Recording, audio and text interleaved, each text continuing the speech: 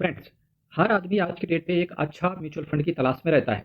और एक अच्छे म्यूचुअल फंड्स की डेफिनेशन क्या है? तो डेफिनेशन की बात करें तो कंसिस्टेंट परफॉर्मेंस हो उस म्यूचुअल फंड का, पोर्टफोलियो के अंदर क्वालिटी हो, फंड मैनेजर का ट्रैक रिकॉर्ड बढ़िया हो, डाउन साइड प्रोटेक्शन कैप्ड हो, इसके साथ साथ मार्केट कैप की फ्लेक्सिबिलिटी के अनुसार, जैसे कि फ्लेक्सी कैप का जो तरीका होता है निवेश करने का बाजार में, तो दोस्तों लार्ज मिड और स्मॉल कैप के शेयर्स में एलोकेशन बदलने की फ्रीडम होती है फ्लेक्सी कैप म्यूचुअल फंड्स के पास। अब आप बोल सकते हो कि एक क्वालिटी फ्लेक्सी कैप के अंदर क्या क्या अच्छी बातें होनी चाहिए। तो बात करें, स्ट्रॉन्ग कंपनीज होनी चाहिए उस म्यूचुअल फंड के अंदर, कंसिस्टेंट मैनेजर होना चाहिए, रिस्क कंट्रोल्ड हो और लॉन्ग टर्म कंसिस्टेंसी के साथ उस म्यूचुअल फंड ने रिटर्न दिया हो। इसी सीरीज में फ्लेक्सी कैप कैटेगरी की कुछ अच्छे म्यूचुअल फंड्स की तलाश में ये वीडियो नंबर 5 है आपके सामने, या पार्ट 5 आप इसे बोल सकते हो। तो दोस्तों बात करते हैं आने वाले 7 फ्लेक्सी कैप कैटेगरी के म्यूचुअल फंड्स की फिर से। दोस्तों पहला म्यूचुअल फंड जो आपके सामने रख रहा हूँ वो है Mahindra Manulife focused fund direct plan growth. देखिए, चाहे आप फ्लेक्सी कैप बोलो चाहे फोकस्ड बोलो, ये दोनों ही फ्लेक्सी कैप कैटेगरी के अंदर ही फॉल करते हैं, लेकिन थोड़ा सा दोनों के अंदर डिफरेंस होता है। अगर इन फोकस्ड फंड और फ्लेक्सी फंड का अगर आपको डिफरेंस जानना है दोस्तों, तो वीडियो नंबर दूसरा देख लेना, वहां पर आपको मिल जाएगा। फिलहाल बात करें Mahindra Manulife focused fund direct plan growth की, तो बीटा इसका केवल 0.9 का है, जो कि बेहतरीन दिखता है। अगर बीटा किसी म्यूचुअल फंड का 1 से कम है वो अच्छा समझा जाता है। ये म्यूचुअल फंड दोस्तों मिनिमम एसआईपी 500 रुपए से शुरुआत कर देता है और लमसम मिनिमम 1000 रुपए से शुरू हो जाता है। नेट एसेट वैल्यू की बात करेंगे तो 29 रुपए 97 पैसे इसका नेट एसेट वैल्यू चल रहा है करंट में, यानी कि एनएवी छोटा है तो यूनिट्स का अलॉटमेंट ज्यादा हो जाता है। रिटर्न की जब मैक्सिमम बात कर रहे हैं दोस्तों, तो इसने 21.14% के कैगर के हिसाब से रिटर्न इसने मैक्सिमम बना के दिया अपने निवेशकों को। वहीं पिछले एक साल में बात करके चल रहे हैं तो 5.99% के कैगर के हिसाब से पिछले एक साल में रिटर्न इस म्यूचुअल फंड ने बना के दिया है। एक्सपेंस रेशियो भी दोस्तों इस म्यूचुअल फंड का डिसेंट सा लगता है, केवल 0.81% का एक्सपेंस रेशियो है। तो दोस्तों अब जो दूसरे म्यूचुअल फंड की आपके सामने बात कर रहा हूं उसका नाम है HSBC focused fund direct plan growth. HSBC focused fund direct plan growth. दोस्तों अगर इसके एक्सपेंस रेशियो की बात कर रहे हैं, हालांकि एचएसबीसी एक बेहतरीन एसेट मैनेजमेंट कंपनी है और इतना बड़ा एक्सपेंस रेशियो इनसे एक्सपेक्ट नहीं किया जा सकता है, फिर भी है तो है, और मैं आपके सामने रखता हूँ। एक्सपेंस रेशियो की बात करके चल रहे हैं तो 1.05% का एक्सपेंस रेशियो है दोस्तों। अगर डायरेक्ट प्लान के अंदर किसी भी म्यूचुअल फंड का एक्सपेंस रेशियो 1 से ज्यादा है तो मैं उसे ज्यादा ही समझता हूँ। बीटा की बात करें दोस्तों तो 1.03 का बीटा है। तो दोस्तों यहाँ पर रिस्क भी बहुत ज़्यादा, बीटा कहीं ना कहीं एक आपके रिस्क को बताता है और रिस्क यहाँ पर ज़्यादा है क्योंकि इसका बीटा 1 से ज़्यादा है। मिनिमम एसआईपी ये दोस्तों 1000 रुपये से शुरू करता है, वही लमसम ये 5000 रुपये से शुरू करता है। भाई साहब, एक चीज़ इसके अंदर किसी म्यूचुअल फंड के अंदर खराब हो, दूसरी चीज़ खराब हो, पर ये म्यूचुअल फंड एक्सपेंस रेशियो से भी बैकफुट पर नजर आया, बीटा से भी बैकफुट पर नजर आया, और इतनी बड़ी मिनिमम एसआईपी 1000 रुपये से और लमसम 5000 रुपये से, ये भी कहीं ना कहीं इसी वजह से इसको पीछे ढकेलता है। नेट एसेट वैल्यू की बात कर रहे हैं तो इसका 29.53 रुपीज़ का इसका नेट एसेट वैल्यू है, वो कम है, तो यहाँ पर इस वजह से यूनिट्स का अलॉटमेंट ज़्यादा ही होगा। रिटर्न की दोस्तों कैगर के हिसाब से बात करें तो 17.99% के कैगर के हिसाब से इसने अपने पूरे म्यूचुअल फंड्स के कार्यकाल में रिटर्न जहां बना करके दिया है, या लॉन्ग टर्म बोल दो आप इसको। वहीं पिछले एक साल में इस म्यूचुअल फंड ने अपने निवेशकों को 10.52% के कैगर के हिसाब से रिटर्न बना के दिया है।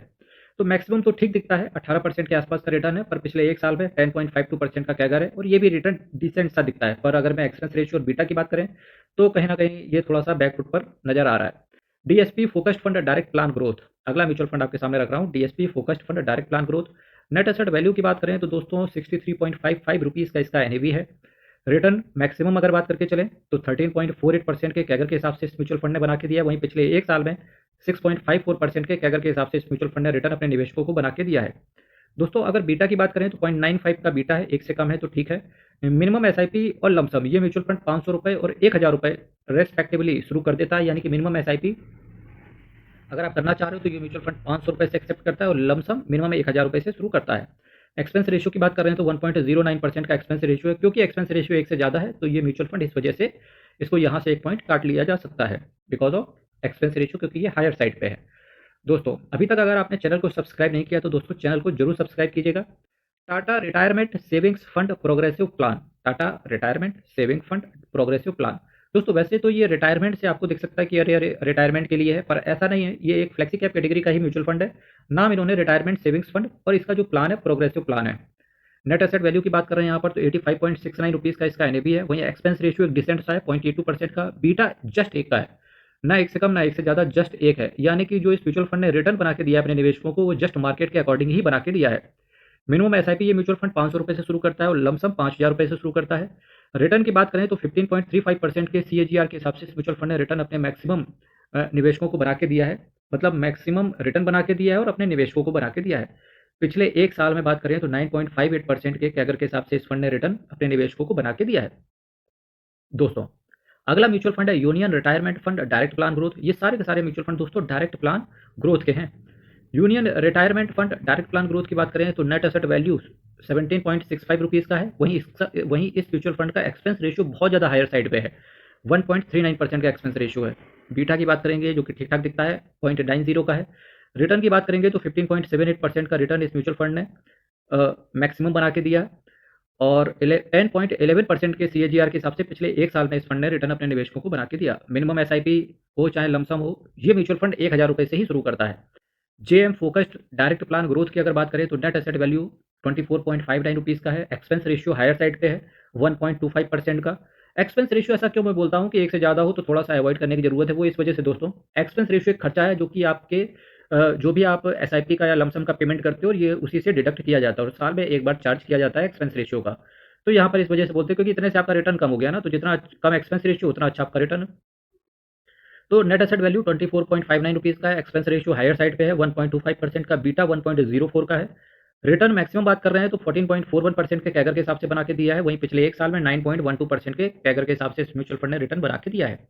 मिनिमम SIP की बात करें तो 500 रुपये से शुरू करता है ये फंड, और लमसम की बात करें तो 5,000 रुपये से ये फंड शुरू करता है। ABSL focused fund direct plan growth की बात करें, जब भी आप इस म्यूचुअल फंड को देखने के लिए जाओ ना कि वॉच लिस्ट में ट्रैक करो, तो ABSL आप मत लिखना, आप लिखना Aditya Birla Sun Life. Aditya Birla Sun Life, ठीक है, Aditya Birla Sun Life focused fund direct plan growth. जगह की लिमिटेशंस की वजह से मैं ABSL लिख देता हूँ। ABSL focused fund direct plan growth की बात करें तो नेट एसेट वैल्यू इसका ₹171.19 का है। एक्सपेंस रेशियो 0.99% का है। बीटा 0.90 का है। मिनिमम SIP 500 रुपये से शुरू करता है ये फंड, और लमसम वहीं 1,000 रुपये से इस फंड के अंदर शुरू हो जाता है। रिटर्न की बात करें, जहां मैक्सिमम इस म्यूचुअल फंड ने रिटर्न 14.73% के कैगर के हिसाब से बना के दिया है, वहीं पिछले एक साल में 10.04% के हिसाब से इस म्यूचुअल फंड ने रिटर्न अपने निवेशकों को बना के दिया है। तो दोस्तों, आज फिर मैंने 7 म्यूचुअल फंड्स की चर्चा करी। कल फिर आपके सामने 7 फ्लेक्सी कैप कैटेगरी के म्यूचुअल फंड्स का और लेकर के आऊँगा, और पार्ट 6 होगा उसका। दोस्तों, चैनल को सब्सक्राइब करना, वीडियो को लाइक करना। दोस्तों देखिए, सब्सक्राइब करना एक मोटिवेशन है मेरे लिए, जो कि आपके लिए और अच्छा कंटेंट और अच्छी तरीके से लेकर के आने का बड़ा मन करता है। तो चैनल को सब्सक्राइब करना है, वीडियो को लाइक करना है। कल फिर मिलेंगे, तब तक के लिए बहुत बहुत धन्यवाद।